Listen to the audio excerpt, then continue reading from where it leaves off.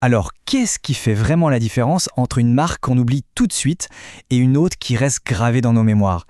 Ce n'est pas juste une question de logo ou de la dernière campagne marketing, non. C'est une connexion, un truc bien plus profond, presque invisible, qui vient s'ancrer dans les esprits. Et c'est justement ça qu'on va décortiquer aujourd'hui. Comment on construit ces fondations-là? Cette citation, elle est juste redoutable parce qu'elle retourne complètement notre façon de voir les choses. La vraie force d'une marque, en fait. Ça se mesure pas quand les gens la cherchent activement. Non, ça se mesure quand elle s'impose à eux, naturellement, sans même qu'ils y pensent. C'est ça l'objectif ultime, passer du statut de choix possible à celui d'évidence. Imaginez le marketing comme un ring de boxe. On a deux combattants. Dans un coin, on a le marketing à réponse directe. Lui, son but, c'est le chaos immédiat. Il veut des chiffres, du retour sur investissement, et tout de suite. Et dans l'autre coin, on a le marketing de marque. Lui, il n'est pas là pour le sprint, c'est un marathonien. Il joue l'endurance, il construit patiemment une valeur qui va résister à l'épreuve du temps. Soyons directs, ne jurer que par les chiffres à court terme, c'est une stratégie super fragile. En fait, c'est un peu comme sacrifier son succès futur sur l'autel de la performance d'aujourd'hui. C'est avoir tellement peur de l'avenir qu'on est prêt à l'hypothéquer pour un petit gain immédiat. Ok, alors par où est-ce qu'on commence? Eh bien, une marque vraiment solide, ça repose sur des piliers très clairs, très bien définis. Allez, on ouvre le capot et on regarde les pièces essentielles qui composent cette mécanique. Tout, absolument tout, commence par le positionnement.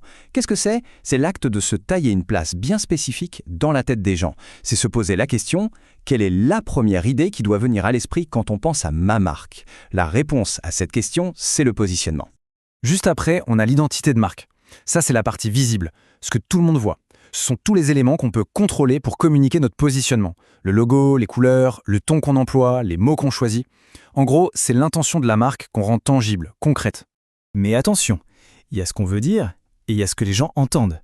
C'est là qu'intervient l'image de marque. Ça, c'est ce que les gens pensent et ressentent vraiment. On peut bien sûr essayer de l'influencer, mais on ne peut jamais la contrôler à 100%. C'est le résultat de chaque expérience, de chaque interaction, qu'elle soit bonne ou mauvaise. Et là, on touche au point crucial, c'est la différence fondamentale. L'identité, c'est ce que l'entreprise dit qu'elle est. L'image, c'est ce que le public dit qu'elle est. Et tout le but du jeu, tout l'objectif d'un bon branding, eh bien, c'est de réduire au maximum l'écart qui existe entre les deux. Et tout ce travail nous mène au Graal, à ce qu'on appelle le capital de marque, la fameuse brand equity. C'est cette valeur un peu intangible mais absolument surpuissante qu'une marque forte accumule avec le temps. C'est un actif tellement précieux qu'il est quasiment impossible à copier et ça peut devenir la ressource la plus rentable de toute l'entreprise. Bon, c'est bien beau la théorie, mais concrètement, on fait comment? Passons à la pratique. Voici une feuille de route, un plan d'action en 5 étapes très claires pour passer de l'idée à une marque bien réelle. Ce processus en 5 temps, c'est vraiment la colonne vertébrale d'une n'importe quelle stratégie de marque réussie. D'abord comprendre, ensuite définir, puis construire, diffuser et enfin évaluer. Allez, on plonge dans chaque phase. La première étape, c'est un vrai travail de détective. On ne peut rien construire de solide sans des fondations claires. Il faut donc tout comprendre. Qui est notre public? Quels sont ses vrais besoins, même ceux qu'il n'exprime pas? Et qu'est-ce qui rend notre offre absolument unique par rapport aux autres? Sans ça, c'est comme naviguer à l'aveugle. Ok, une fois qu'on a toutes ces infos, on passe à la stratégie pure. C'est le moment de faire des choix, et des choix forts. Sur quel terrain de jeu est-ce qu'on veut s'imposer? Quelles promesses, à la fois simples et puissantes, on va faire à notre audience? C'est vraiment ici qu'on décide de notre angle d'attaque. Troisième étape, on donne vie à la stratégie, on la rend visible. Le positionnement qu'on a défini, il doit se transformer en une identité concrète. Chaque couleur, chaque mot qu'on utilise, chaque interaction avec un client, tout doit respirer la même promesse. La cohérence, c'est vraiment le maître mot de cette étape. Ici, le point crucial, c'est 2 mots. Cohérence et répétition. Une marque, ça se construit en martelant son message encore et encore sur tous les points de contact, sans jamais s'arrêter. Le site web, les réseaux sociaux, le service client. Tout le monde doit chanter la même chanson. C'est un vrai travail de longue haleine où le temps est notre meilleur allié. Et enfin, il faut bien comprendre que ce travail n'est jamais vraiment terminé. Le branding, c'est un cycle permanent.